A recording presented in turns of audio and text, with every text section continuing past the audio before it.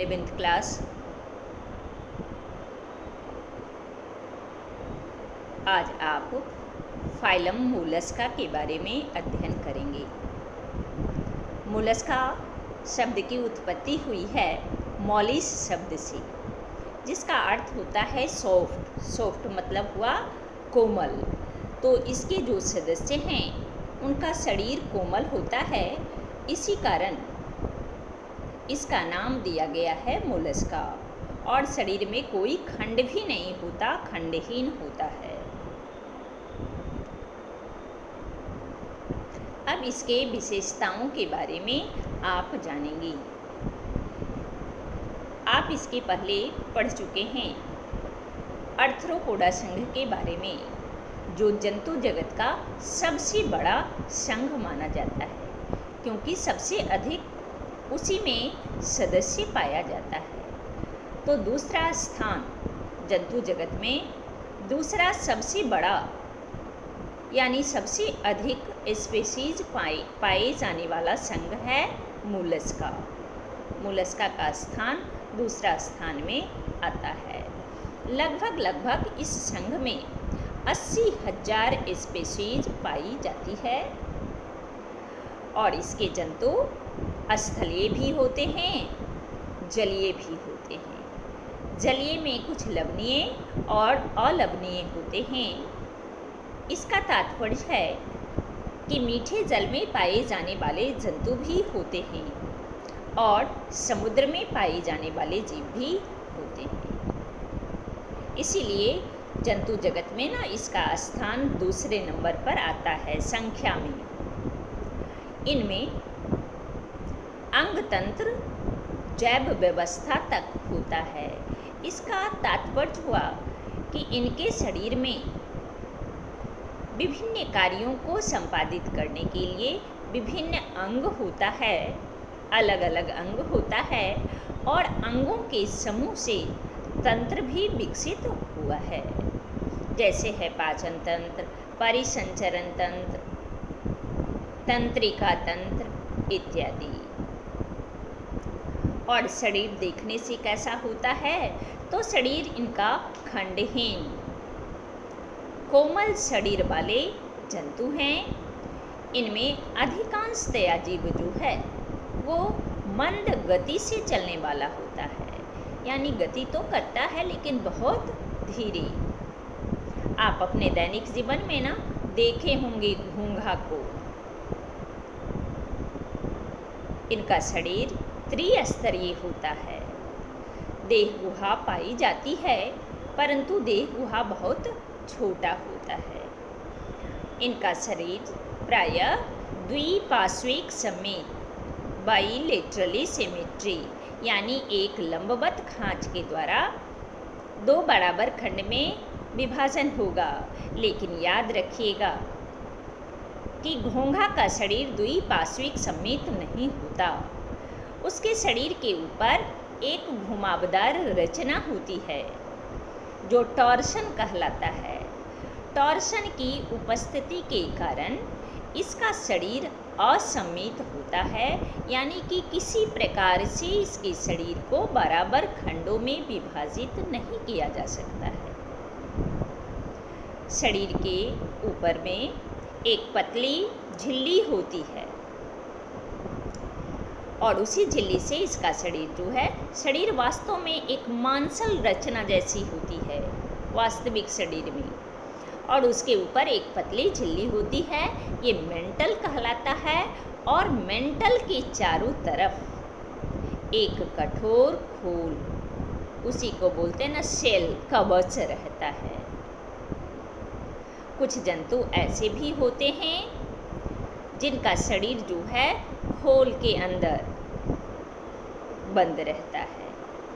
और खोल में भी देखा गया है किसी किसी जीव के शरीर के खोल में एक, किसी में 2 भी, और किसी किसी में 8 फलक जैसी रचना होते हैं, भल्व जैसे, सेप्टम जैसी रचनाएं पाई जाती है। जैसे आप दैनिक जीवन में घोंघा को ही देखे होंगे, तो वास्तव में जो आपको ऊपर से दिखाई देता है ये है उसका सेल, कठोर खोल, कवच, और उसके अंदर है उसकी मांसल रचना जो उसका शरीर है। एक और जीव को आप देखे होंगे नदी वगैरह में, नदी के किनारे वाले स्थान में जब पानी सूख जाता है तो बालू वगैरह जो जहाँ रहता है वहाँ आप कभी देखे होंगे तो आपको ना खोल की समान रचना दिखाई देती है। वह है यूनियो, जिसको तुम लोग बोलते हो सीप।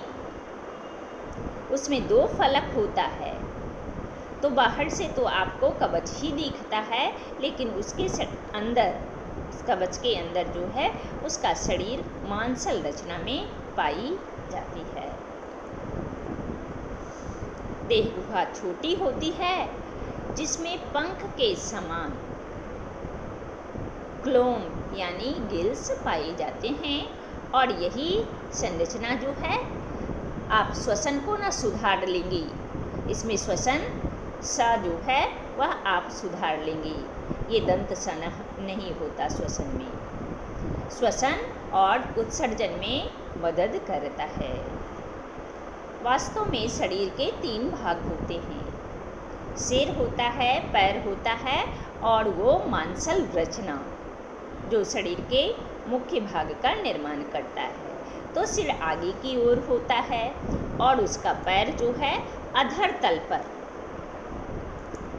और आंतरांग पिंडक जो हमने लिखा है विसरल मासेज, ये है मांसल संरचना, ये उसके पृष्ठ तल पर पाई जाती है। सिर पर ना संवेदी संस्पर्शक भी पाए जाते हैं, और मुख में मुख गुहा होती है, और मुख गुहा में भोजन को कुतरने के लिए है ना, मुख गुहा में खाने के लिए एक विशेष अंग है रेती के समान, जो भोजन को ना घिसता है, घिसने का काम करता है। इसी को हम लोग बोलते हैं रेडुला। इस विशेष अंग को, जो मुख गुहा में खाने के लिए एक विशेष अंग है, ये कहलाता है रेडुला, रेती जिह्वा कहलाता है। आहार नाली इसका पूर्ण होता है, यानी दोनों छिद्र होता है, मुख भी होता है और गुदा भी होता है। इनमें परिसंचरण तंत्र भी विकसित होता है, और इसके रक्त का रंग नीला, हरा, लाल या रंगहीन होता है। तो इसमें एक विशेष प्रकार का वर्णक है इस रंग के लिए, और उसका नाम है हीमोसियानिन। इसी वर्णक की उपस्थिति के कारण इसके रक्त का रंग नीला, हरा, लाल या रंगहीन होता है।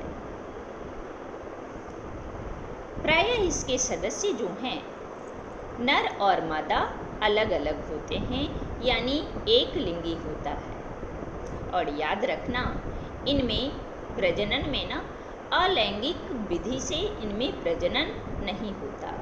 हाँ, कुछ जंतु ऐसे भी हैं जो द्विलिंगी भी होते हैं, लेकिन प्रायः जो है नर मादा अलग अलग एक लिंगी ही होते हैं। और ये अंड प्रजक होते हैं, यानी अंडा देता है और अंडे से जीव की उत्पत्ति होती है, और परिवर्धन में लार्वा अवस्था पाई जाती है। इसका एग्जाम्पल है जो दैनिक जीवन में आप देखे होंगे, पाइला।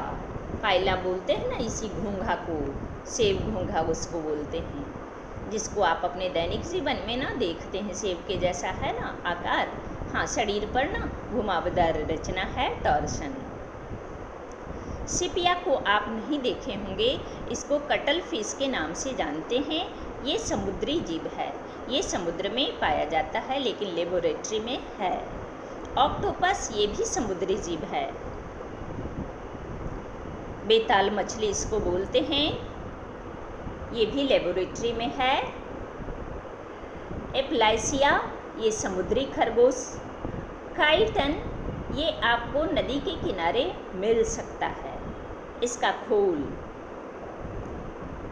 जीव जो है ना अपने शरीर के खोल को छोड़ भी देता है, इसको कीटोप्लूरिया के नाम से जाना जाता है। और यूनियो हुआ सीप, जिसमें 2 पलक होता है और उसके अंदर उसका शरीर मांसल रचना होती है। ये सब जो है मोलस्का संघ का सदस्य है।